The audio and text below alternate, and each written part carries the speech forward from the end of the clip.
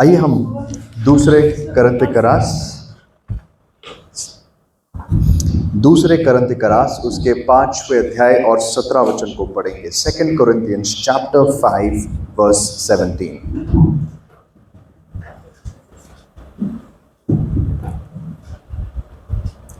सो यदि कोई मसीह में है तो वह नई सृष्टि है, पुरानी बातें बीत गई, देखो वे सब नई हो गई। यदि कोई मसीह में है तो वो एक नई सृष्टि है, देखो पुरानी बातें सब बीत गई, सब कुछ अब नया हो गया है। पौल कहता है हम में से जितने भी आज मसीह में पाए जाते हैं वो एक नई सृष्टि है। नई सृष्टि क्यों कहता है? क्योंकि हमारे पहले एक पुरानी सृष्टि हुई थी। जब परमेश्वर ने पहली बार इस दुनिया की सृष्टि की, उसका एक ऑर्डर था। उत्पत्ति के पहले अध्याय में हम देखते हैं परमेश्वर ने शुरुआत में आसमान और धरती को बनाया, और बाइबल कहती है हर दिन परमेश्वर ने कुछ बनाया, और उसके बाद शाम हुई, फिर सुबह हुई, और वो दिन खत्म हुआ। ये पहला दिन था, और दूसरा दिन था, और फिर तीसरा दिन था। उस पूरे क्रिएशन का एक ऑर्डर था। अगर आप उस ऑर्डर को ध्यान से देखो, वो ऑर्डर शुरू होता है इस यूनिवर्स के क्रिएशन से।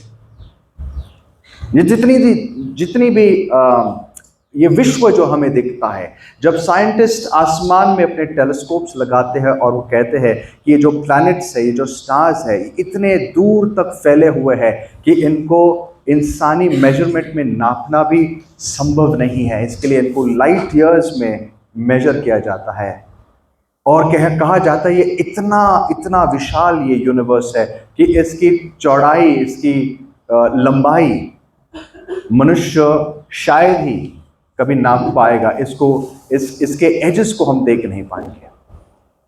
परमेश्वर ने शुरुआत वहां से की, और जब वो पृथ्वी को जीरो इन करते, पृथ्वी पर जब उन्होंने सृष्टि शुरू की, बाइबल कहते हैं उन्होंने पेड़ बनाए, पौधे बनाए, पृथ्वी में लैंड को पानी से, समुंदर या पानी को उसने जो सूखी जमीन है उससे अलग किया, फिर सूखी जमीन पर पेड़ पौधे बनाए, जानवर बनाए, उसके बाद मछलियां आई, उसके बाद बर्ड्स आए, और फाइनली जानवरों के बाद परमेश्वर ने आखिरी दिन किसको बनाया?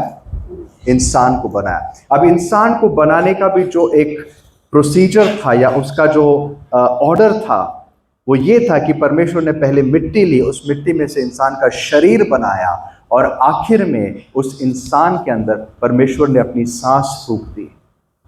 वो सांस हम जानते हैं और कुछ नहीं, लेकिन उसकी आत्मा है। बाइबल कहती है, हिब्रू में हम जानते हैं, जो शब्द सांस के लिए, ब्रेथ के लिए यूज किया जाता है, वो सेम शब्द आत्मा के लिए भी इस्तेमाल किया जाता है। तो जब ये कहा जाता है कि परमेश्वर ने उस आदम के नथनों में अपनी सांस को फूका, वो वही शब्द है जिसका अर्थ होता है उसने उसके अंदर अपनी आत्मा को ढीला, उसको एक आत्मा, एक जीवित प्राणी बना दिया। This is the order of creation. परमेश्वर ने इस प्रकार से इस दुनिया को बनाया। शुरुआत बाहरी चीजों से की, और अंत में आके उसने मनुष्य को बनाया, और मनुष्य को भी पहले शरीर और उसके बाद आत्मा बनाया। लेकिन जब परमेश्वर नई सृष्टि करता है, जब इस गिरे हुए सृष्टि को वो फिर से रिडीम करने आता है, मनुष्य से लेकर बाकी सारी चीजों को वो फिर से वापस अपने पास लेने आता है, तो इस बार ऑर्डर बिल्कुल उल्टा होता है। अब इस बार ये नई सृष्टि जो है, ये बाहर से नहीं, ये हमारे अंदर से शुरू होती है। सबसे पहली चीज जिसको परमेश्वर नया बनाता है, जिसकी सृष्टि वो करता है, वो है हमारे अंदरूनी इंसान को, हमारी आत्मा को। एजिकियल ने कहा, आपको याद होगा, मैं तुम्हारे अंदर एक नया हृदय बनाऊंगा, उसके अंदर एक नई आत्मा डालूंगा। इस नई सृष्टि की शुरुआत बिल्कुल उल्टी होती है। इसका ऑर्डर एग्जैक्टली ऑपोजिट है। पहले परमेश्वर हमारी आत्मा को नया करता है, हमारे हृदय और आत्मा को, ये हमारे अंदरूनी हिस्से है। और उसके बाद एक दिन आएगा जब वो हमारे शरीरों को नया बनाएगा। उस दिन हमारे शरीर का रिडेम्पशन होगा, और उस शरीर के रिडेम्पशन के बाद परमेश्वर पूरी पृथ्वी का और इस पूरे यूनिवर्स को एक बार फिर से रिडीम करेगा। बाइबल कहती है आज भी सृष्टि कहरा रही है, अगर यह सही शब्द है। Okay, the nature is groaning, the creation is groaning. सृष्टि क्या कर रही है? कहरा रही है। किसके लिए? परमेश्वर के पुत्रों को प्रकट होने के लिए।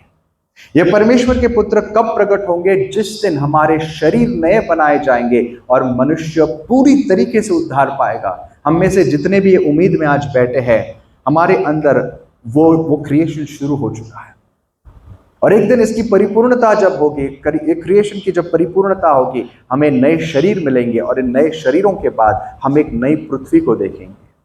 पृथ्वी भी इंतजार कर रही है, लेकिन याद रखना ऑर्डर बिल्कुल उल्टा है।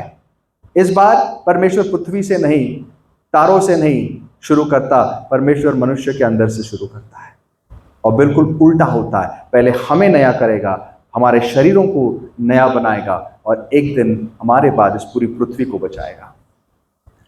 लेकिन इस प्रोसेस को समय लगता है। जैसे पहली भी सृष्टि में परमेश्वर ने कितना समय लिया हमें पता नहीं। बस ये कहा गया कि हर दिन प्रभु ने जब बनाया तो वो दिन कहलाया गया। आज भी इसके ऊपर बहुत डिबेट्स होते हैं, वो दिन कितना लंबा था, क्या वो 24 घंटे का दिन था, क्या वो एक युग था। That's irrelevant to the point right now। जिस मुद्दे पर मैं आ रहा हूं उससे उस बात का ज्यादा इंपॉर्टेंस नहीं है। इंपॉर्टेंस ये है कि वो पूरा प्रोसेस हमें समझना जरूरी है। मैं सुबह ही बता रहा था कि हमारे उद्धार में, हमारा उद्धार कैसे होता है। देखो, परमेश्वर हमारे सामने क्यों प्रकट नहीं होता? बहुत लोगों का ये एक बहुत बड़ा ऑब्जेक्शन है कि हमारे सामने प्रकट क्यों ना होता। सब लोग विश्वास करेंगे कितना अच्छा होता परमेश्वर सामने आमने सामने आके बात करता था। बिल्कुल अच्छा होता। शुरुआत में ऐसा था भी। जब आदम को परमेश्वर ने बनाया तो उसको कैसे बनाया? अपने स्वरूप में बनाया। और आदम से रोज परमेश्वर क्या करता था? संगति करता था, उसके साथ आके शाम को बात करता था, उसके साथ फेस टू फेस वो बात करता था। लेकिन एक दिन आदम ने पाप किया, और पाप करने के बाद उसके बाद परमेश्वर उसको कभी मिलने नहीं आया। अगर परमेश्वर चाहता भी तो वो कभी आ नहीं सकता था, और उसके साथ उस तरीके से बात नहीं कर सकता था जैसे पहले करता था। चाहे आप कितने अच्छे इंसान क्यों ना हो, चाहे आप मूसा जैसे संदेश भविष्यद्वक्ता क्यों ना हो, वहां पर भी मूसा ने एक दिन परमेश्वर से बात मांगी, प्रभु मैं तेरा चेहरा देखना चाहता हूं। और प्रभु को इच्छा बड़ी थी उसको दिखाने की। मोसेस तू मेरा दोस्त है, मैं तुझे अपना दोस्त मानता हूं, लेकिन चाहकर भी मैं तुझे मेरा चेहरा नहीं दिखा सकता, क्योंकि मेरा चेहरा देखकर कोई जीवित नहीं रह सकता। अगर मैं तुझे अपना असली रूप, अपना असली वैभव दिखाऊं, तू जी नहीं पाएगा। लेकिन प्रभु ने इतना प्यार करता था मूसा से कि उसने उसके लिए एक रास्ता बनाया। कहा ठीक है, मैं तेरे लिए कॉम्प्रोमाइज करता हूं, तुझे एक पत्थर में मैं छुपा के रखूंगा, और उस पत्थर पर जब मैं अपना हाथ रखूंगा और वहां से आगे जाऊंगा, उस समय तू मेरे पिछले हिस्से को देखेगा। ये सारी मेटाफोरिक लैंग्वेज है। प्रभु ने एक झलक दिखाई उसके प्रेजेंस की, लेकिन मूसा ने परमेश्वर को नहीं देखा। क्यों? क्योंकि मैंने एक एग्जाम्पल दिया था सुबह। देखो, सूरज बहुत ही इंपॉर्टेंट है हमारे इस सोलर सिस्टम के लिए। सूरज से हमें रोशनी मिलती है, सूरज से हमें ऊर्जा मिलती है, जिससे हम जीवित रहते हैं। आपको पता है सूरज पर आज क्या हो रहा है इस समय? साइंटिस्ट बताते हैं हमें क्या हो रहा है। अगर आप सूरज को, आज हमारे पास टेक्नोलॉजी है उसको नजदीक से देखने, मतलब दूर से ही क्लियरली देखने की। सूरज पर इस समय हम इमेजिन नहीं कर सकते, इतने सारे न्यूक्लियर रिएक्शंस हो रहे, इतनी सारी एनर्जी रिलीज हो रही है, इतनी आग है, उसका टेम्परेचर इतना ज्यादा है कि हम अनुमान भी नहीं लगा सकते कि वो कैसे फील होता होगा। उस सूरज के नजदीक अगर पृथ्वी जैसा एक ग्रह थोड़ा सा भी नजदीक भटकना शुरू कर दे तो क्या होगा? क्या हो जाएगा? भस्म होगा। आपको पता है साइंटिस्ट कहते हैं अगर पृथ्वी थोड़ी सी भी हिल जाए, सूरज के नजदीक हो जाए, हम यहां पर जीवित नहीं रहेंगे। जरा सोचो, ये पृथ्वी या इसके जैसा कोई भी ग्रह सूरज के नजदीक जाए, उसके इतने नजदीक जाए कि मानो जैसे मून हमारे ऑर्बिट में है या हमारे अराउंड ऑर्बिट करता है, तो अगर हम उतने नजदीक जाए, वो प्लैनेट जो है मेल्ट होके खत्म हो जाएगा। क्यों पता है? क्योंकि सूरज का जो कॉम्पोजिशन है वो जिस चीज से बना हुआ है, और ये प्लैनेट्स जो है बहुत अलग मटेरियल है, उस आग को वो झेल नहीं पाएगा। लेकिन सूरज का एक अगर हिस्सा मानो सूरज से अलग होता है और थोड़ा सा भटक कर वापस चला आता है, तो उसे कुछ नहीं होगा, क्योंकि दोनों क्या है? सेम टेम्परेचर के सेम मटेरियल से बने हुए चीज है। या सूरज जैसा एक और उसके पास अगर आए तो उससे ज्यादा फर्क नहीं पड़ेगा, और कुछ कॉम्प्लिकेशंस हो सकते हैं टकराकर, बट वो उसे डिस्ट्रॉय नहीं करेगा। अब इसी चीज को समझो, परमेश्वर जो है वो उसके नजदीक जाना हमारे लिए आज असंभव है। We are not made of the same material, हम उसके जैसे नहीं हैं, और इसीलिए परमेश्वर चाहकर भी हमारे पास नहीं आ सकता, उसे छुपा हुआ रहना पड़ता है। वो चाहता है हमें गले लगाना, चाहता है आदम के जैसे हमारे पास, अपने पास बिठाकर हमसे बातें करना, लेकिन अगर परमेश्वर अपनी महिमा से, अपने उस वैभव से हमारे सामने आए तो हम जीवित नहीं रह सकते। मैं सुबह यही बता रहा था, व्हाट इज हेल? नरक क्या है? नरक वो जगह है जहां पर एक ऐसा व्यक्ति जाता है जो परमेश्वर से मुलाकात करने के लिए तैयार नहीं है। क्योंकि वो तैयार नहीं है, वो जब परमेश्वर के आमने सामने एक दिन आएगा तो उसको क्या होगा? जो अग्नि नरक की है वो कहां से आती है? उसको डिस्क्राइब करते वक्त बाइबल हमें कहती है, इट इज इटर्नल फायर। ये कौन सी अग्नि है? Eternal fire. इटर्नल फायर का मतलब है ये एक ऐसे सोर्स से आती है जो खुद इटर्नल है, और उस अग्नि में वो लोग जाएंगे जो परमेश्वर से मिलने के लिए तैयार नहीं है। सो उद्धार क्या है दोस्तों? उद्धार इन शॉर्ट इज दिस, कि इंसान परमेश्वर के पास नहीं जा सका, इसलिए परमेश्वर इंसान बन के हमारे पास आया। जिस पत्थर को परमेश्वर ने मूसा को जिस पत्थर में छुपाया, वो पत्थर यीशु मसीह को दर्शाता है। मूसा डायरेक्टली परमेश्वर को देख नहीं सका, लेकिन प्रभु ने कहा, मैं तुझे एक पत्थर में छुपाऊंगा, वहां से तू मुझे मिल सकता है। That rock is Christ, it symbolizes Christ. आज यीशु मसीह में छुपकर हम पिता के साथ संगति कर सकते हैं। जो मसीह में आज है वो परमेश्वर का पुत्र कहलाया जाता है। उसी के द्वारा हम उसके पास आ सकते हैं। हम उसके पास नहीं जा सके, इसके लिए वो हमारे जैसे बन के इस दुनिया में आया। लेकिन ये तो आदि कहानी है। वो हमारे जैसे बन के इस दुनिया में इसलिए आया ताकि वो एक दिन हमें उसके जैसा बनाकर फिर से उसके पास लेकर जाए। That's the reason. आज उद्धार सिर्फ यहां तक सीमित है लोगों के विचारों में कि उद्धार का मतलब है हमारी पापों की क्षमा हुई, you are forgiven and I am on my way to heaven. मुझे एक टिकट मिल गया है, मैं स्वर्ग जाऊंगा। लेकिन स्वर्ग जाने के लिए क्या हम तैयार हैं? क्या परमेश्वर की उपस्थिति में रहने के लिए हम तैयार हैं?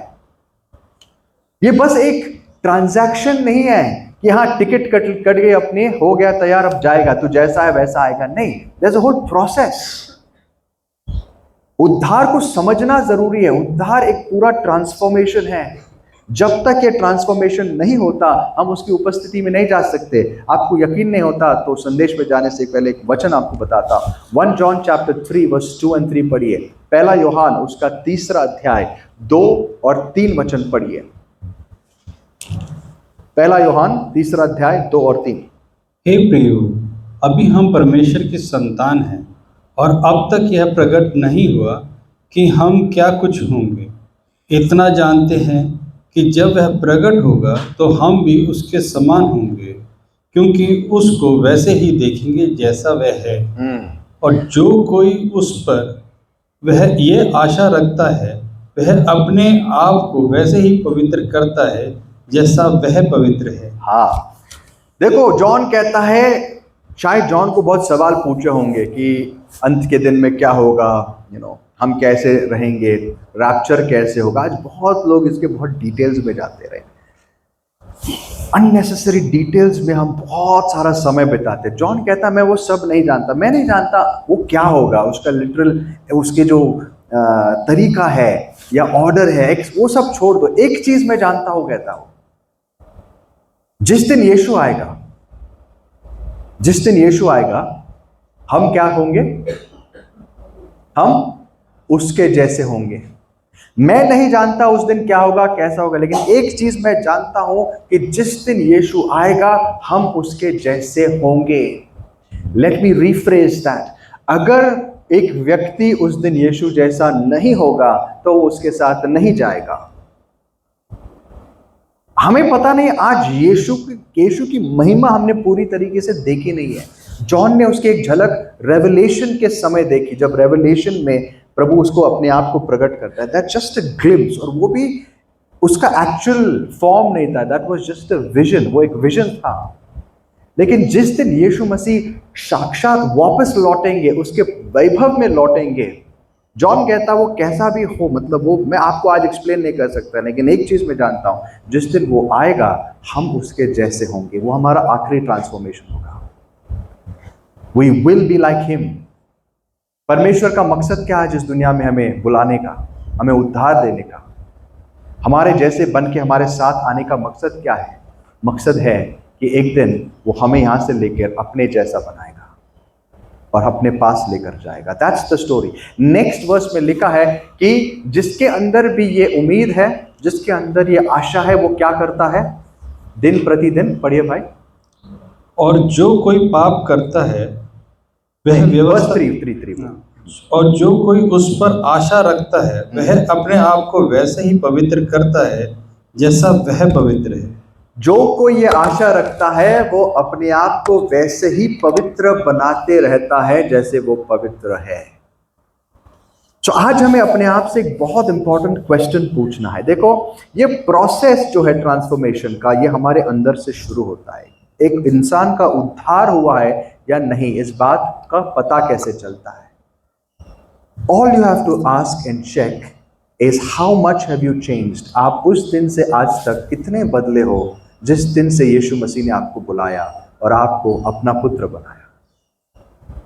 आपके स्वभाव से लेकर आपके चाल चलन, आपकी बातें, क्योंकि जिस समय तक हम अंदर से बदलना शुरू नहीं होंगे, यीशु आने के बाद हम उसके जैसे कभी नहीं बन सकते। अगर हमारा आत्मा और हमारे विचार उसके जैसे आज तक नहीं बने, तो एक दिन जब वो आएगा हम उसके साथ जाने की अपेक्षा नहीं कर सकते। It's difficult. हमारा शरीर उसके जैसा तब बनेगा जब आज हमारा आत्मा और हमारे विचार उसके जैसे बनेंगे। That's the transformation. अंदर से बाहर ये ट्रांसफॉर्मेशन बहुत जरूरी है। और इसी ट्रांसफॉर्मेशन के विषय आज मैं आपको कुछ बताना चाहूंगा। मैंने आपसे कहा इंसान का उद्धार शुरू होता है अंदर से। सबसे पहले परमेश्वर हमारे अंदर को बदलने लगता है। सबसे पहले जगह जहां पर वो काम करता है वो है आपका और मेरा हृदय, योर हार्ट। इस हृदय में क्या होता है? इस हृदय में हमारी इच्छाएं होती है। एक उद्धार पाए हुए व्यक्ति के सबसे पहले लक्षण है उसकी इच्छाएं बदलने लगती है। उसको परमेश्वर के प्रति लगाव होने लगता है, उसको परमेश्वर के प्रति प्रेम होने लगता है, परमेश्वर की बातों के प्रति आकर्षित होता है। ये पहले लक्षण है एक इंसान के अंदर उद्धार का कार्य शुरू हुआ है। मैं तुम्हें एक नया हृदय दूंगा और तुम्हारे अंदर एक नई आत्मा रखूंगा और फिर तुम्हें मेरी पवित्र आत्मा दूंगा। सो उद्धार किसी का जब हुआ है या नहीं, उसका पहला लक्षण चेक करना है, वो ये है कि क्या उस इंसान के अंदर कुछ इच्छाएं बदली है या नहीं। मैं ये नहीं कह रहा हूं कि उसका पूरा जीवन एक दिन में बदल जाएगा। ये बहुत संभव है कि एक इंसान जब यीशु मसीह को जानने लगता है, उसकी इच्छा बहुत होती है उसके पीछे चलने की, वो उससे प्रेम करता है, लेकिन शरीर साथ न देने के कारण वो कई बार गिरता है। ये बहुत नॉर्मल चीज है। मैं ये नहीं कह रहा हूं कि अच्छी चीज है, बट ये नॉर्मल है। लेकिन एटलीस्ट ये एविडेंस है कि इंसान के अंदर एक हृदय का बदलाव दिखाई दे रहा है, उसकी इच्छाएं बदल रही है। पहले वो प्रभु के रास्ते पर चलने की उसको कोई इंटरेस्ट नहीं था, उसको कोई उसके अंदर उम्मीद या उमंग नहीं थी। आज एटलीस्ट उसके अंदर ये दिखाई देता है कि वो प्रभु के पास आने की कोशिश कर रहा है। It's a good sign. Paul कहता है रोमन्स चैप्टर 7 में, एक समय था जब मैं मरा हुआ था, फिर मैं जीवित हो गया। और फिर वो कहता है कि वो जीवित होने के बाद मेरे अंदर एक दुविधा में मैं फंस गया। अंदर से मैं परमेश्वर की इच्छा करने की, परमेश्वर के नियमों को मानने की, उसके पीछे चलने की बहुत इच्छा रखता हूं, लेकिन मेरे शरीर में एक और नियम है जो मुझे पीछे खींचता है। पॉल ऐसा ही हमेशा नहीं था, बाद में वो कहता है लेकिन मैंने इस पर जय पाया है। कैसे है उसके बारे में बाद में करेंगे। But the point is, the first place, जो पहली जगह जहां पर हमारे अंदर एक रिन्यूअल होता है, एक नयाकरण होता है, वो है हमारा हृदय। लेकिन अगर हम वहां रुक गए तो हम ज्यादा दिन जीवित नहीं रहेंगे। There have to be other changes, दूसरे चेंजेस आने जरूरी है। The next place that changes, दूसरी जगह जहां पर हमारे चेंज शुरू होता है, वो है हमारे विचारों में। बाइबल कहती है तुम्हारे विचारों के, तुम्हारे मन के नए बनने से तुम्हारा चाल चलन बदलता जाए। तुम्हारे विचारों के बदलने से तुम्हारा चाल चलन बदलता जाए। आपके विचार बदलने बहुत जरूरी है दोस्तों। You have to change your thinking. एक विश्वासी की जीवन की शुरुआत होती है एक शब्द से, वो शब्द है पश्चाताप। पश्चाताप, आपको पता है पश्चाताप का मतलब क्या है, या पश्चाताप का जो ग्रीक शब्द है क्या? What's the Greek word for repentance? किसी को पता है? सिंपल, कई बार आपने सुना है, इसके लिए मैं पूछ रहा हूं। वो शब्द है मेटानोया। मेटानोया, मेटानोया का मतलब है अपने विचारों को बदलो। मेटानोया मतलब change your thinking, change the way you think. तुम जैसे सोचते हो उसको बदलो, उसी को पश्चाताप कहते हैं। जब एक इंसान कहता है मैं इस मार्ग पर चल रहा था, ये अच्छा है, मुझे तो अच्छा लग रहा है। आप गॉस्पेल सुनते हो और एक दिन आपको पता लगता है नहीं यार, ये सारी बातें अच्छी नहीं है। मुझे लगता था वासनाओं में कोई प्रॉब्लम नहीं है, इसे एंजॉय करने में किसका क्या बुरा है। मुझे लगता है थोड़ा सा झूठ बोलने में क्या प्रॉब्लम है। मुझे तो लगता है सब करते तो मैं भी करता हूं, मैं किसी का खून तो नहीं कर रहा हूं, किसी को। ऐसी सोच इंसान की होती है। एक दिन वो गॉस्पेल सुनता है और गॉस्पेल सुनने के बाद वो कहने लगता है नहीं प्रभु, मेरे विचार अब बदल गए हैं। मैंने जो किया है और मैं जो कर रहा हूं, जिस मार्ग पर मैं चल रहा हूं वो गलत है, मुझे क्षमा कर। इसी को पश्चाताप कहते हैं। उसके मन, उसके विचार बदल गए। जो उड़ाऊ पुत्र था, उसकी पहली सोच क्या थी? उसकी पहली सोच ये थी कि मैं दुनिया में जाऊंगा, मौज मस्ती करूंगा, सुख विलास को अनुभव करूंगा, क्योंकि वही उसके लिए सब कुछ था। उसको लगा वो जिंदगी है। लेकिन एक दिन सुअरों के बीच बैठकर उनका खाना खाते समय उसके विचार बदल गए। वो क्या सोचने लग गया कि मेरे पिता के घर में उसके नौकर भी इससे अच्छी जिंदगी जीते हैं। मैंने बहुत बड़ी गलती की है। मैं वापस जाऊंगा और पिता से कहूंगा पिताजी मुझे क्षमा कर, मैंने आपके खिलाफ और स्वर्ग के खिलाफ पाप किया, मुझे क्षमा कर। That is metanoia. उसके विचार बदल गए। उसकी जिंदगी उसी समय बदलने शुरू हो गई जब उसके विचार बदल गए, उसने पश्चाताप किया। सो इंसान की विचार बहुत जरूरी होते हैं। जब तक हमारे विचार बदलते नहीं, हम कहीं के कुछ भी हमारे जीवन में नहीं बदल सकता। Your thoughts are important. विचार कितने इंपॉर्टेंट होते हैं इसका एक इलस्ट्रेशन देता हूं। एक बार, I think, I am not too sure if it's a true story, but एक लेजेंड है, कई बार मैंने सुना है। बाटा चप्पल और शूज की ब्रांड तो आप सुने होंगे ना, हम सब पहनते, कहीं ना कहीं किसी ने बाटा के शूज खरीदे होंगे। तो एक स्टोरी ऐसी है कि बाटा जब इंडिया में पहली बार आया था, उस समय कई सारे कंपनीज ने ट्राई किया था इंडिया आकर अपने बिजनेस को स्टार्ट करने के लिए। और जो बड़े बड़े कंपनीज आए, उन्होंने पहले अपने स्काउट्स को भेजा कि मार्केट चेक करके आओ। और सारे लोग यहाँ आते थे और रिपोर्ट भेजते थे, यहाँ सर यहाँ पे कुछ नहीं होगा, इधर कंपनी डाल के फायदा नहीं। क्यों? क्योंकि जितने भी लोग आके गए थे वो ये रिपोर्ट करते थे यहाँ के लोग ज्यादा चप्पल या शूज नहीं पहनते, ज्यादातर लोग नंगे पांव घूमते। बहुत पुरानी बात है, नंगे पांव घूमते हैं तो चप्पल वप्पल पहनते हैं, यहाँ पे शूज कोई पहनता नहीं है। तो बहुत सारे लोग आके चले गए ये सोच कर कि यहाँ कुछ नहीं होगा। लेकिन जो बाटा ने जिसको भेजा था, तो वो बंदा आता, या I don't know if the owner जिसने शुरू किया, वो खुद आया और उसने देखा कि यार सच बात है, कोई भी जूते वगैरह नहीं पहनता। तो उसने कहा कि हम यहीं पर फैक्ट्री डालेंगे, एक ऐसी जगह जहां कोई जूते नहीं पहनता। वो हमारे लिए कितना बड़ा मार्केट होगा। बस हमें उनको कन्विंस करना है कि जूते तुम्हारे लिए कितने अच्छे हैं, ये पूरा मार्केट हमारा हो जाएगा। That's the beginning of Bata.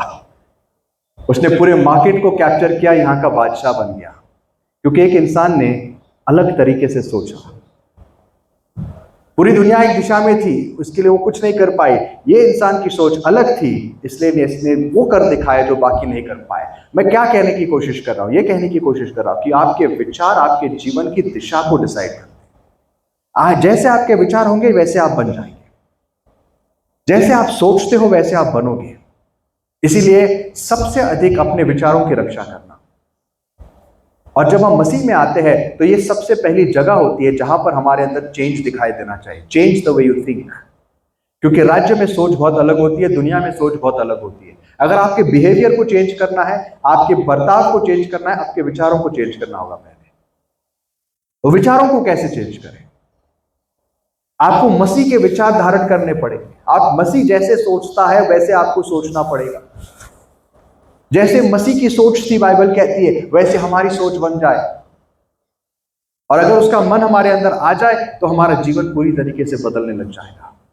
We have the mind of Christ. हमें 1 कोरिन्थियंस 2 में पॉल बताता है हमारे पास मसीह का मन है। तो आज मैं आपको बहुत सारी चीजें नहीं, बट 2 या 3 प्रैक्टिकल चीजें बताऊंगा कि हमारे मन के विचार किस तरीके से बदलने हैं और उसका प्रभाव क्या होगा। 2 और 3 एग्जाम्पल्स, बट उसके बाद आप खुद अनुमान लगा सकते हैं कौन से एरियाज में हमारी सोच बदलनी जरूरी है। आपको पता है दुनिया में अगर आपको सक्सेसफुल बनना है, दुनिया में अगर आपको सक्सेसफुल बनना है, मुझे एक बात बताओ, जो भी यहाँ पर कॉर्पोरेट्स में काम करते हैं, ओके, अगर आपको प्रमोशन चाहिए, ओके, आपका बॉस आपको क्या बताएगा कि आपको प्रमोशन पाने के लिए क्या चाहिए? बताइए भाई, आदर्श बताइए। No anyone? A very famous word that's used all the time. Stretch yourself. Stretch yourself, yeah, could be also.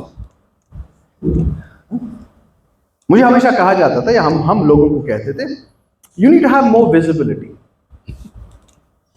है, आपने कहा किसी ने? विजिबिलिटी क्या होती है? मतलब अपने आप को दिखाना है, आपको आना चाहिए। आप काम चौवन्नी का करो, लेकिन दुनिया को क्या दिखना चाहिए? आपने 100 रुपए की मेहनत की है। आपको अपना काम दिखाना आना चाहिए। That's the way of the world. अगर आपको दुनिया में प्रमोशन चाहिए तो आपको अपने आप को प्रमोट करने की आदत डालनी पड़ेगी। आपको दिखाना पड़ेगा कि आपने जो काम किया है ना, वो दुनिया के सामने रखो, और ऐसे रखो कि वो इंप्रेस हो जाए। आपको अपनी काबिलियत को दिखाना पड़ेगा, आपको अपने इंटेलिजेंस को दिखाना पड़ेगा, आपको अपनी तारीफ करनी आनी चाहिए, आपके अंदर एक कॉन्फिडेंस होना चाहिए। यह होता है दुनिया में तरक्की पाने का रास्ता। और कई बार हम ये दुनिया के तरक्की के रास्ते को लेकर चर्च में आ जाते हैं और सोचते हैं राज्य में भी ऐसा ही चलता है। परमेश्वर के राज्य में यही रास्ता है प्रमोशन का। यहां पर हमारी सोच बदलनी जरूरी है। एक दिन यीशु मसीह एक जगह बैठे थे और वहां पर उनको खाने पर बुलाया गया था। और जब वो खाने पर बैठे थे तो वहां पर बहुत सारे और लोगों को भी बुलाया गया था, और सारे लोग आ गए। मतलब वो एक इंपॉर्टेंट इंसान था, उसके घर में, एक फैरिसी के घर में लोग आकर बैठने लग गए। और यीशु मसीह को सबसे इंपॉर्टेंट सीट दी गई थी। ऑफ कोर्स वो गेस्ट ऑफ ऑनर थे, बैठे हुए थे। लेकिन उन्होंने देखा कि जितने इंपॉर्टेंट लोग हैं वो आके क्या कर रहे थे? सबसे अच्छी सीट्स ले रहे थे सामने। यीशु ने सबको देखा और फिर उनको एक पैराबल सुनाया। उनको कहा कि जब तुम्हें कोई भी खाने पर बुलाए, क्या करो? सबसे पिछली सीट ले लो, सबसे छोटी, सबसे पिछली सीट ले लो, ताकि अगर तुम सबसे इंपॉर्टेंट सीट लेते हो तो घर का मालिक क्या करेगा पता है? तुमसे ज्यादा कोई इंपॉर्टेंट गेस्ट को अगर उसने बुलाया है, तुमसे अगर कोई बड़ा आदमी आया, तो आपको वो आके कहेगा, भाई साहब प्लीज थैंक यू, आप आए, लेकिन यहां पर मत बैठिए, ये इस इंसान की जगह है, इनके लिए रिजर्व है। तो आपको बेइज्जत होकर वहां से उठना पड़ेगा और जाके छोटी या नेक्स्ट जगह लेनी पड़ेगी, थोड़े कम दर्जे की जगह लेनी पड़ेगी। इसके लिए क्या करो? सबसे निचली जगह लो, ताकि आपको वहां देखकर वो गेस्ट क्या करेगा कि भाई आप यहां क्यों बैठे हो, आइए आप ऊपर आइए। और प्रभु ये एग्जाम्पल क्यों दे रहा है? प्रभु हमें ये सिखा रहा है कि राज्य में हमारी सोच कैसी होनी चाहिए। We have to learn to take the lowest place, सबसे निचली जगह हमें लेनी आनी चाहिए।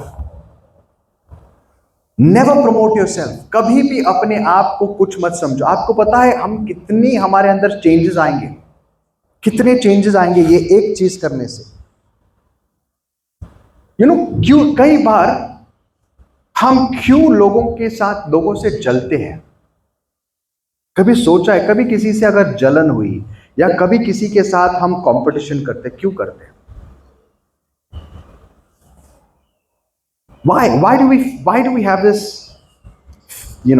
urge or this desire to be better? किसी के साथ हम कंपटीशन क्यों करते हैं या हमें जलन क्यों महसूस होती है? इसलिए महसूस होती है क्योंकि कहीं ना कहीं हम अपने आप को एलिवेट करने की कोशिश करते हैं। हमें लगता है कि मुझे इससे ज्यादा प्राथमिकता मिलनी चाहिए, और हमसे अगर कोई आगे निकल जाता है ना तो हमें बुरा लगता है। एक इंसान अगर इस स्थिति में आ जाए जो अपने आप को वो ये समझता है I am good for nothing, मैं सिर्फ बातों की बात नहीं कर रहा हूं, I am literally talking about rewiring your brain. आपके विचारों को रीवायर करो। आप अपने आप को सच में कुछ नहीं मानते हो ना, आपके अंदर जेलसी कभी नहीं आएगी। अगर आप अपने आप को हमेशा कहते हो दूसरे मुझसे बेहतर है, इफ यू जेन्युइनली बिलीव दूसरे मुझसे बेहतर है, आप कभी किसी के साथ कंपटीशन नहीं करोगे। या दूसरों की जब तारीफ होती है आपको कोई फर्क नहीं पड़ेगा, क्योंकि आप जेन्युइनली विश्वास क्या करते हो? क्या है? दूसरा मुझसे बेटर है। So in his praise I mean he deserves it, मुझसे अच्छा है वो। हमें तकलीफ क्यों होती है दूसरों के सक्सेस से? क्योंकि कई बार हमें उनके सक्सेस से जेलसी होती है। उनसे हमें क्या लगता है, थोड़ा सा मुझे ना this is disturbing me little, थोड़ा can we just it's giving me that hiss, थोड़ा सा पीछे तक आवाज आ रही है? हाँ ठीक है, क्योंकि थोड़ा मेरे ही कान में बज रहा है एक्चुअली। सो अगर हमें दूसरों से हम दूसरों के साथ, that's okay, this is enough, आवाज आ रही तो ठीक है। अगर हमें दूसरों से जलन होती, वो इसलिए होती कहीं ना कहीं हमारे अंदर एक इच्छा होती है अपने आप को प्रमोट करने के लिए। यू फील कि मेरी भी तारीफ होनी चाहिए, है क्या नहीं? मेरी भी तारीफ होनी चाहिए। अगर ये एक चीज जड़ से निकल जाए, कितने प्रॉब्लम सॉल्व होंगे। If you don't Dzire praise, आपको ये अच्छा ही नहीं लगता कि कोई आपकी तारीफ करे, या दूसरों की तारीफ हो रही है आपको कोई फर्क नहीं पड़ता, आप कितनी शांति में रहोगे? कई बार हम एक और चीज अपने जीवन से जाएगी, वो है सेल्फ राइचियसनेस। हम अपने आप को बहुत धर्मी समझते हो, दूसरों को तुच्छ समझते हो। अगर आप सच में ये मानो कि आप दूसरों से बेहतर नहीं, सच में आप मानो कि आप नहीं, आप सबसे निचले हो, आप हमेशा खुश रहोगे और आपको परमेश्वर उठाएगा। आपको परमेश्वर उठाएगा, कभी अपने आप को प्रमोट करने की जरूरत नहीं पड़ेगी। That's extremely important. Philippians chapter 2, Philip का रास 2 अध्याय 3 और 4 वचन पढ़िए भाई। फिलिप का रास 2 अध्याय 3 और 4 वचन।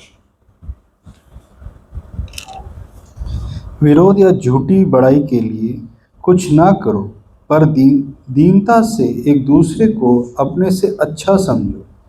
दीनता से एक दूसरे को अपने से अच्छा समझो। अपने से अच्छा समझो। हर एक अपने ही हित की नहीं, ठीक है, हाँ वहां तक ठीक है। एक दूसरे को क्या समझो? अपने से बेहतर समझो।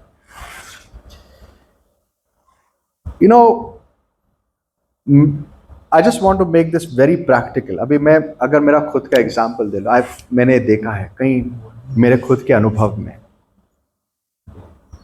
जब मैं एक नया प्रचारक था,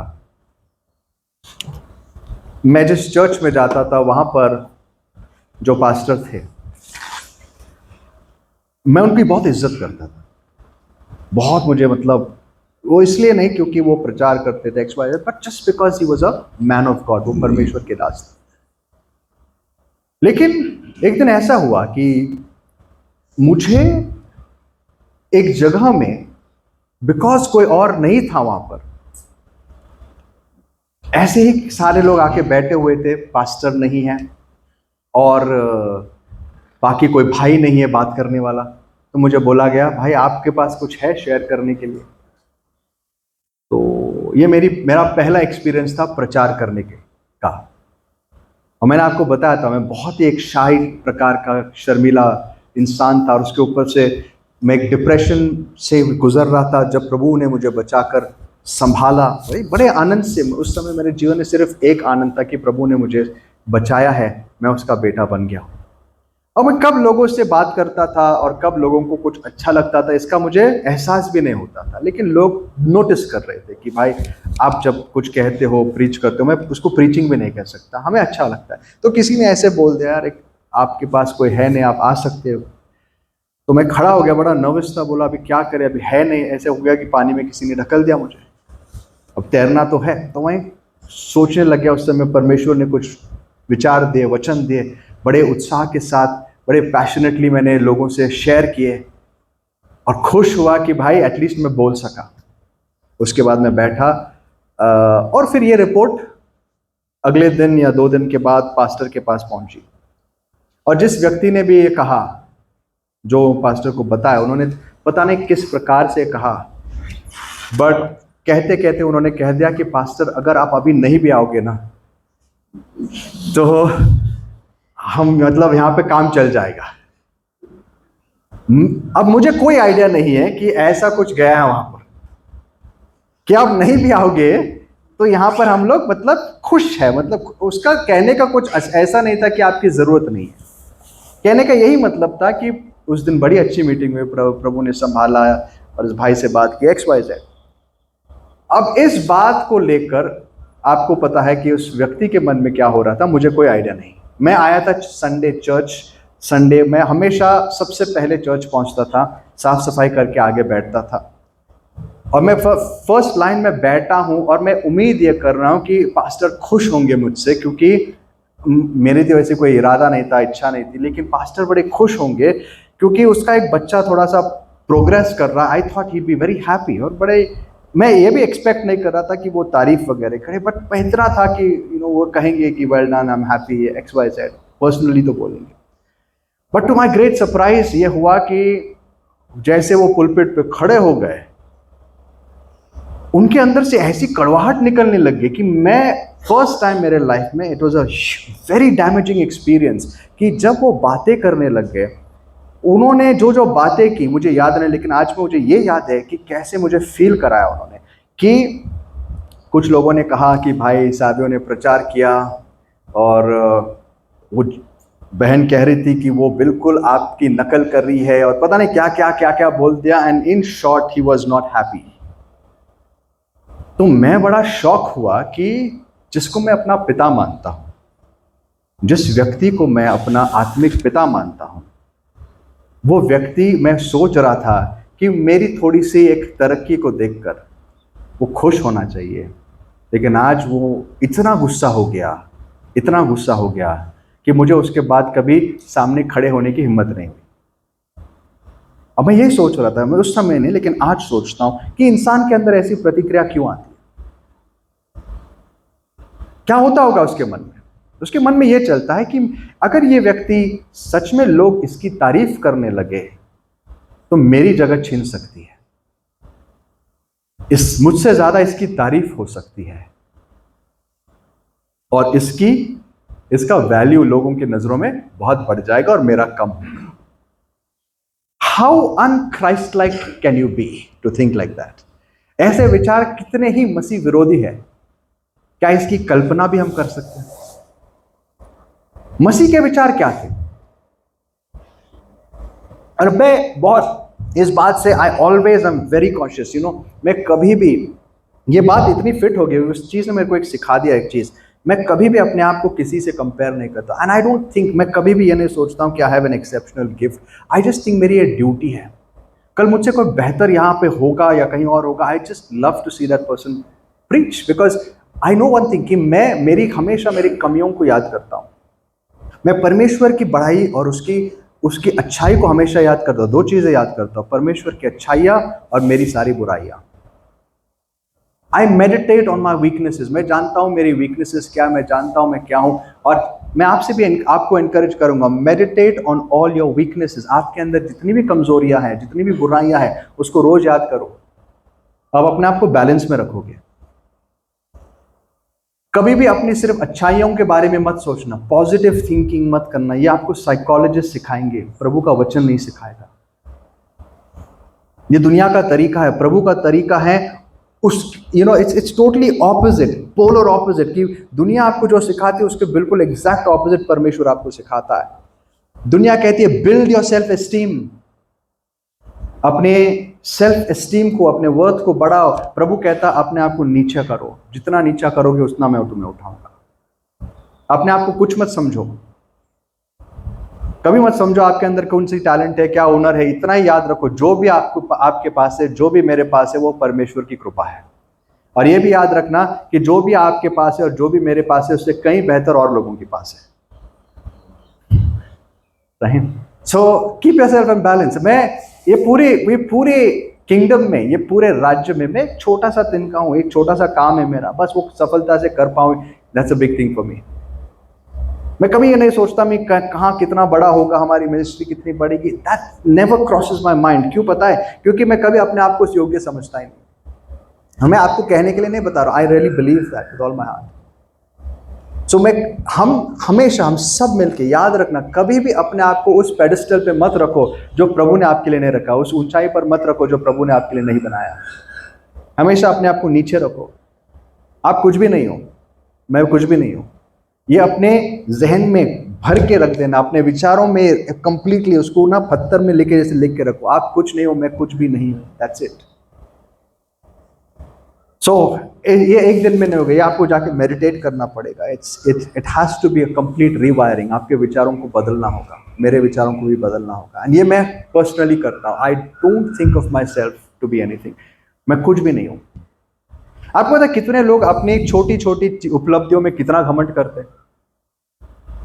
एक दिन एक भाई मुझे मिला, मुझे इस बात का आनंद कर रहा था, ब्रदर मैं इवेंजलाइज करने का मुझे मौका मिला, और जहाँ जहाँ मैं जाता हूँ ना, परमेश्वर ने मुझे एक, I think God has given me a grace. क्या ग्रेस है पता है? मुझे सिर्फ वो लोग मिलते जो इंग्लिश में बात करते। मैं 2 मिनट के लिए सोचने लग गया इसमें कौन सी बड़ी बात है। मतलब आपको सिर्फ इंग्लिश स्पीकिंग क्राउड को के लिए प्रभु ने चुना है, इसमें क्या कौन सी बड़ी बात है? वो भाषा है। And the worst part is, मतलब मजे की बात है, वो बंदा था महाराष्ट्र, घर में मराठी बात करता है, और जब उसकी इंग्लिश सुनोगे, आई मीन मैं 10 गलतियां निकालता था, उसको बोलता नहीं था, बट 10 गलतियां दिखाई देती, बट उसका घमंड था, because I speak English. And some people are proud of all nonsense. हर किसी बेहूदी बातों पर वो घमंड कर सकते, और हम भी कर सकते। इसके लिए हमें क्या करना है? संभालना। Sometimes you are proud of our looks. हमारे देखने पर हम जाते हैं, अरे मैं, ये सारी बातें जो है ना अपने दिमाग से निकालनी जरूरी है। ये सारी दुनिया की सोच है। प्रभु के रास्ते में बहुत फर्क होता है। प्रभु उनको बढ़ाता है जो अपने आप को तुच्छ मानते हैं, और जो अपने आप को बढ़ाते हैं उनको प्रभु क्या करता है? नीचे ढकल देता। इसीलिए राज्य की सोच धारण करो, अपने विचार बदलो, कभी भी अपने आप को कुछ मत समझो, परमेश्वर को ध्यान। मैं एक ही बात कर सका। Let's look at another one. You know, Philippians 2:5-7 पढ़ेंगे। फिलिप का रास 2:5-7 पढ़ेंगे। इसलिए कि तुम पहले दिन से लेकर आज तक सुसमाचार के फैलाने में मेरे सहभागी रहे, और मुझे इस बात का भरोसा है कि जिसने तुम में अच्छा काम आरंभ किया है, वही उसे यीशु मसीह के दिन तक पूरा करेगा। उचित है कि मैं तुम सब के लिए फिलिपियंस 2 पढ़ रहे बता? फिलिप का रास 2:5। फिलिप का रास 2 पढ़े भाई। फिलिपियंस 2:5-6-7। हाँ, 5-7। जैसा मसीह यीशु का स्वभाव था, ये वाला। हाँ, जैसा मसीह यीशु का स्वभाव था, वैसे ही तुम्हारा भी स्वभाव हो, जिसने परमेश्वर के स्वरूप में होकर भी परमेश्वर के तुल्य होने को अपने वश में रख। यहां तक बस है। Philippians 2:5 is enough. अपने विचारों में जैसा मसीह यीशु का स्वभाव था वैसा ही तुम्हारा भी स्वभाव बने। स्वभाव हिंदी में लिखा है, but the right word is attitude और नेचर और thinking, the way you think, attitude, अपने सोचने का तरीका। लेट दिस माइंड और mindset be in you which was in Christ. उसके अंदर जो विचारधारा थी वो तुम धारण करो। कॉन्टेक्स्ट क्या है? कॉन्टेक्स्ट ये है, चैप्टर 2 वर्स 1 में लिखे, दो स्त्रियों में, उस कलीसिया में दो स्त्रियों के बीच कुछ बनती नहीं थी, झगड़ा था, और उन दोनों को पॉल कहता मैं विनती करता हूं प्लीज आपस में सुलह कर लो, आपस में प्रेम से रहो, राइट? और उसके बाद पॉल कहता है प्रभु में जो विचारधारा थी वो तुम्हारे अंदर हो जाए। तो क्या विचारधारा थी? यह विचारधारा थी कि प्रभु परमेश्वर होने पर भी, परमेश्वर के स्वरूप में वो था लेकिन इंसान बना हुआ था, वो होने के बावजूद उसने परमेश्वर के जितने भी एट्रीब्यूट्स हैं या परमेश्वर होने के जितने भी अधिकार थे उनका हक कभी जताया नहीं। परमेश्वर होने पर भी उसने उस अधिकार को इस दुनिया में जताया नहीं। इमेजिन, ये दूसरा चीज है, दूसरी चीज जो हमें हमेशा याद रखनी, हमें करनी आनी चाहिए। Let go of your rights. इंसान के लिए बहुत होता है मेरा अधिकार है, आई डिजर्व दिस, ये मेरा अधिकार है। कितनी बार हम सुनते हैं ना, और हमें बड़ा बुरा लगता है जब हमारे अधिकार वायलेट होते हैं, उसको छीना जाता है। मेरे अधिकार, यीशु मसीह का अधिकार था, वो परमेश्वर था, उसका अधिकार था कि सारी दुनिया उसके चरणों में आके गिर जाए, उसने उस अधिकार को साइड में रख दिया। उसका अधिकार था कि लोग उसके सामने दंडवत करें, उसने उसको माना नहीं, लोग उसको इंसल्ट करते थे, बिकॉज उस समय उसने ये सारे अधिकार छोड़ दिए थे। उसने कहा नहीं, मैं काम के लिए इस दुनिया में आया हूं।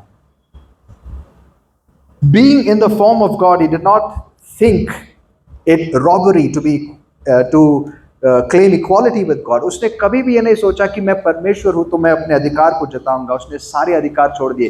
पिलातुस ने एक दिन उसको पूछा क्या तू राजा है? उस समय प्रभु ने क्या कहा?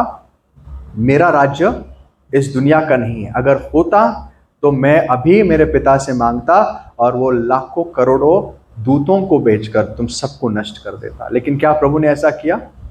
नहीं किया। वो उसका अधिकार था। जब लोग उसके मुंह पर थूक रहे थे, उसका अधिकार था कि वो एक चुटकी में उनका नाश करते। How dare you do that? परमेश्वर के सामने तुम ये करते हो। लेकिन उसने अपने अधिकार को कभी नहीं जताया। क्यों पता है? उसने अपने अधिकार को नीचे छोड़ दिया। This is very difficult. कई बार ये हमारे लिए बहुत डिफिकल्ट हो जाता है। And this is a part of, ये इस कारण होता है बिकॉज जिसकी वजह से हम बहुत ऑफेंड हो जाते हैं। We think it's our right, ये हमारा अधिकार है कि लोगों ने हमें रिस्पेक्ट करना चाहिए। और जब लोग हमें रिस्पेक्ट नहीं करते तो क्या होता है? बुरा मान जाते हैं। हमारा अधिकार है कि हमें इज्जत देनी चाहिए, हमसे अच्छे तरीके से बात होनी चाहिए। आई डिजर्व इट, ये शब्द आपने कई बार सुना होगा, सोचा I deserve better. No, you don't deserve better.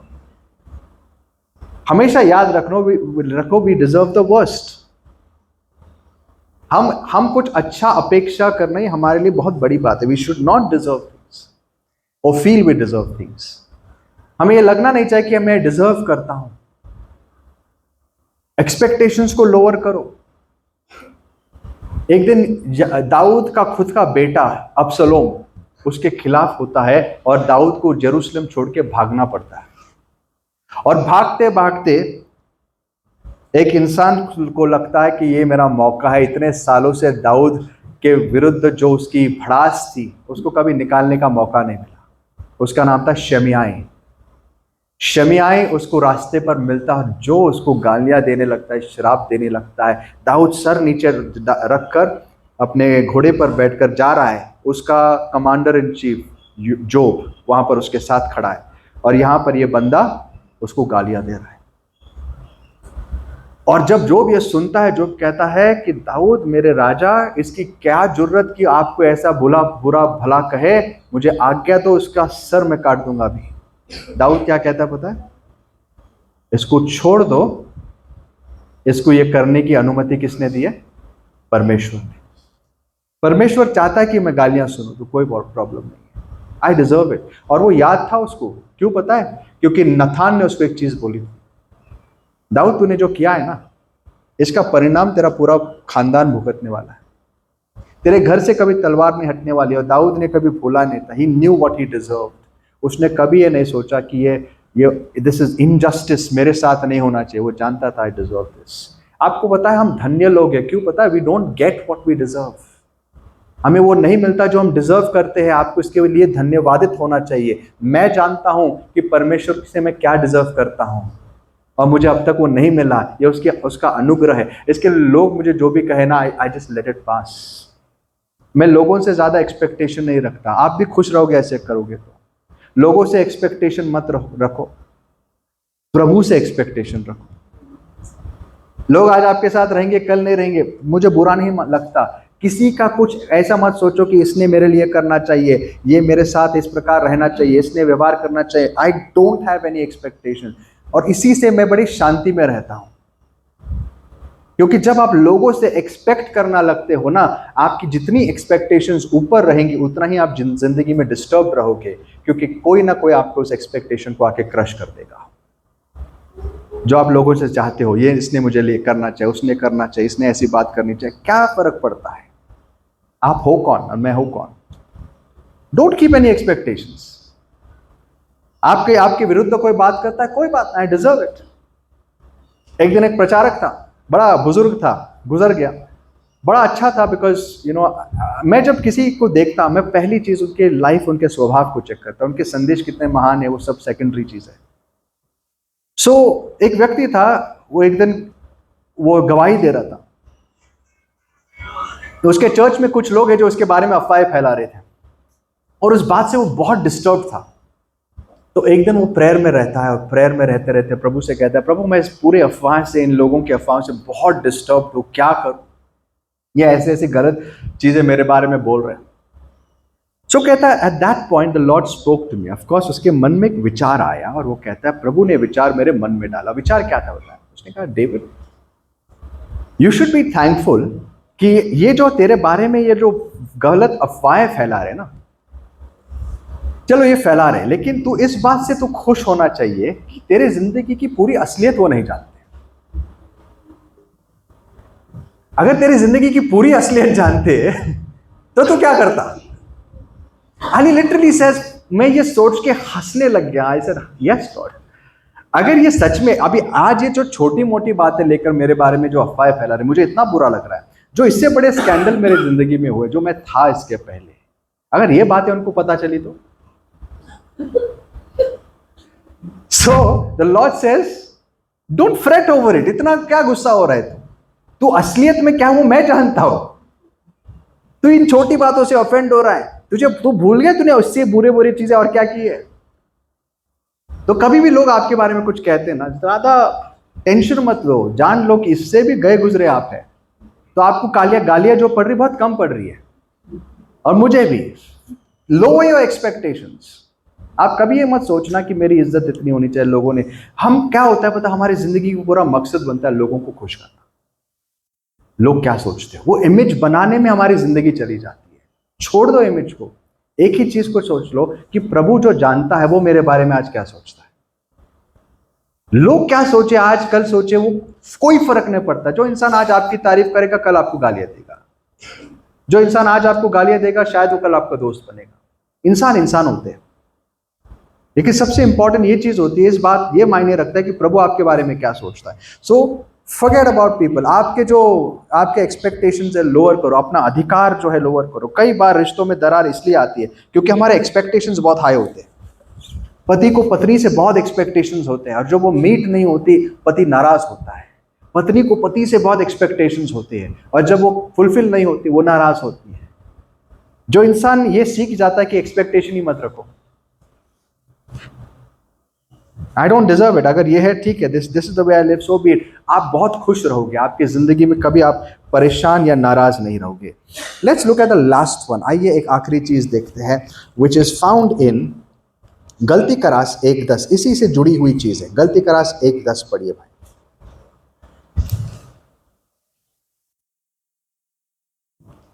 यदि मैं अब तक मनुष्यों को ही प्रसन्न करता रहता हूं तो मसीह का दास ना होता। अगर मैं सिर्फ मसीह इंसान को प्रसन्न करने वाला बन जाऊं तो मैं कभी मसीह का दास नहीं बन सकता। आगे, हे भाइयों, मैं तुम्हें जताए देता हूँ कि जो सुसमाचार मैंने सुनाया है वह मनुष्य का सा नहीं, क्योंकि वह मुझे मनुष्य की ओर से नहीं पहुंचा और ठीक ना है। मुझे। आई थिंक ये वर्स 10 में ही हम फोकस करेंगे। क्या मैं अब मनुष्यों के मानने की चेष्टा कर रहा यदि हूं? मैं अब तक मनुष्य को ही प्रसन्न करता रहता तो मसीह का दास मैं ना मसीह होता। का दास नहीं बन सकता हूं। अगर हम मनुष्य को प्रसन्न करने वाले बन जाए, मतलब हमारा पूरा लक्ष्य ही यह है कि हम मनुष्य को खुश रखें, मैन प्लीजर्स बन जाए, तो हम कभी प्रभु को खुश नहीं कर सकते। We have to learn to ignore people. मनुष्य मेरे बारे में क्या सोचता है वो कोई मायने नहीं रखता, मेरे बारे में परमेश्वर क्या सोचता है ये मायने रखता है। ये यीशु मसीह की विचारधारा थी। आपको पता है कितनी ऐसे मौके थे, यीशु मसीह एक दिन जॉन द बैप्टिस्ट के सामने खड़े थे। जॉन द बैप्टिस्ट के सामने क्यों खड़े थे? जॉन द बैप्टिस्ट किसको क्या कर रहा था यरदान नदी में? हाँ, लोगों को बपतिस्मा दे रहा था। उसका संदेश क्या था? पश्चाताप करो क्योंकि स्वर्ग का राज्य निकट है। पश्चाताप करो। और वहां पर बड़ी लाइन लगी है, सारे लोग कन्विक्ट हो रहे हैं और सबको पता है किसकी लाइन है ये? बैप्टिज्म की, पापियों की लाइन है क्या नहीं? पश्चाताप करो। सब पापी आ गए जो जो मान रहे थे।